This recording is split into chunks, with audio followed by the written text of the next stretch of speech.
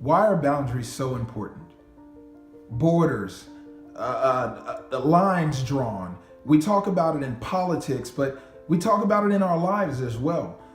We use terms like boyfriend and girlfriend and fiance. And these are things that draw a very distinct line in the sand. To even call your husband or your wife by that title is very much a boundary. Well, these are very important to our relationships because they make things much more cleaner, much easier. They make it very simple for you to understand what the confines of this thing, this container is. If you are a girlfriend, you know that means that only one person can enter into intimate, emotional intimacy with you, spiritual intimacy with you, intellectual intimacy with you. The same goes if you're a boyfriend. If you're a fiance, you know that there is a certain respect and a level of oneness, of connectivity that comes with only one other person. And when someone hears that term, they know that there's only so far that I can go.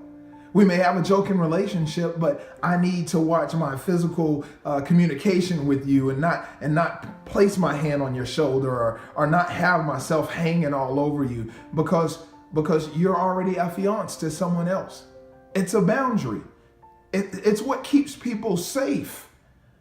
When you look into history and you think about the conquest of some of the great conquerors, when we think about Genghis Khan and when we think about Napoleon Bonaparte and how his entire his history was about advancing his borders and increasing his boundaries. Now, if you had someone who decided to step over that boundary line and act as though they had the freedom to rule inside of that boundary line, then what would happen is whatever the order that was established inside of those boundaries would take effect, and it would immediately take effect on that person.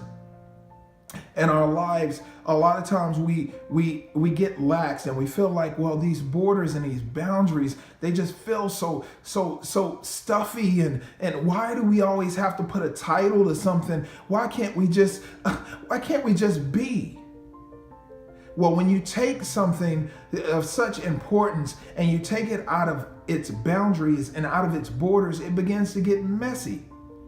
Lines begin to get blurred, and just like a bottle of water that's taken outside of a bottle, it makes a big mess.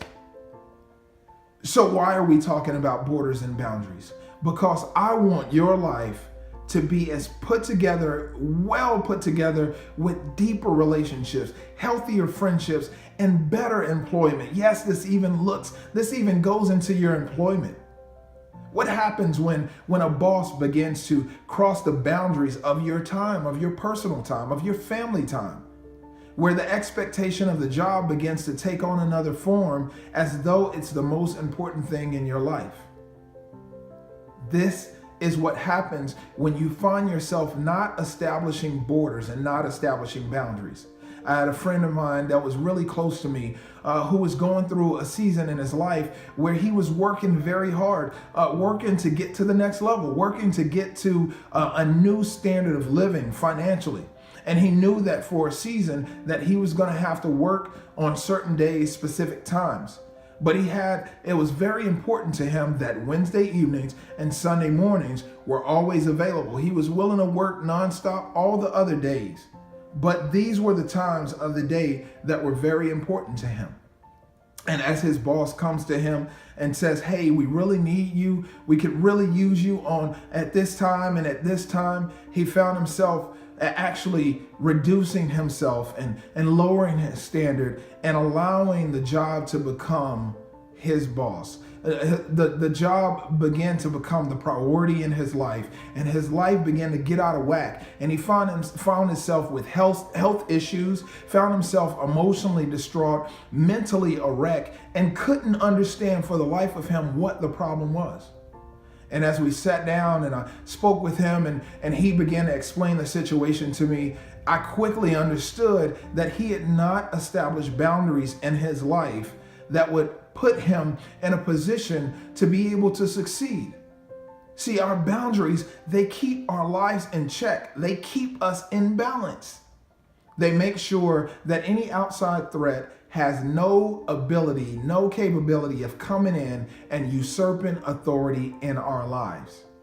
And your friendships, establishing boundaries is very huge, especially when you're talking about the opposite sex. We know how easy it is to take a friendship and turn that friendship into a relationship, or what I like to call friendlationships, where it gets really foggy on are we just friends, or are we best friends, or are we more than that? And then we find ourselves going out one-on-one and in private. We find ourselves going grocery shopping with one another, doing intimate things together as though we're already together. Now we begin to blur the lines of things. So now the heart of things, you have one person who's like, no, we're just friends. And you have another person who's like, yeah, man, I think this is the one. Like, it's happening. This is real.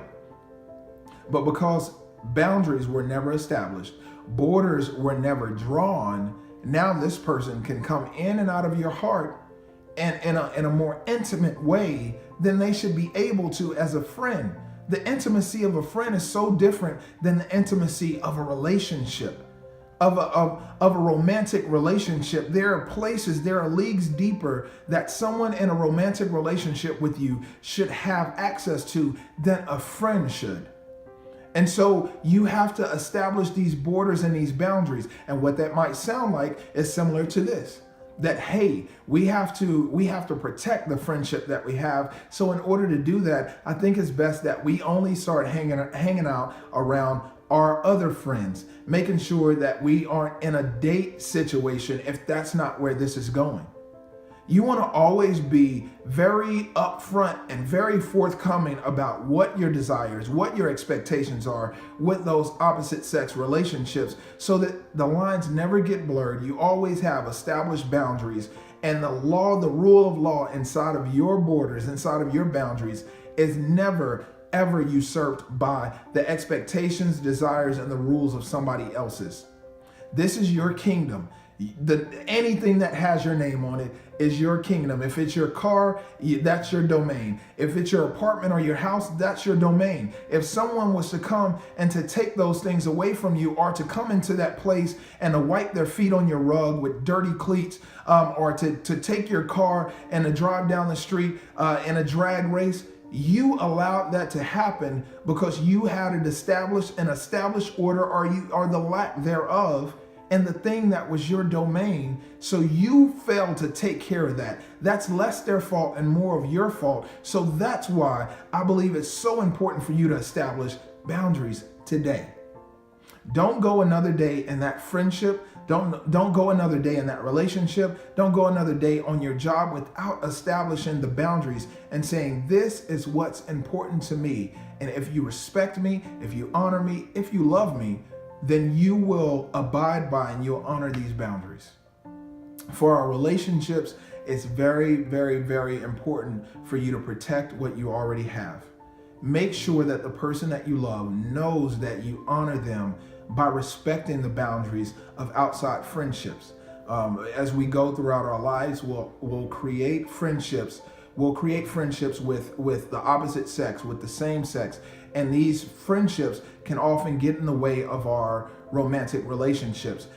For us guys, it's easy for us to have a lot of guy time and want to have a lot of guy time and just up and go. And to get out there, and whether we're playing basketball, going to play golf, whatever that thing is that's important to you, it's easy for us to forget the boundary lines of our relationship, and we begin to overstep that boundary line and begin to disrespect the person who we said that we loved.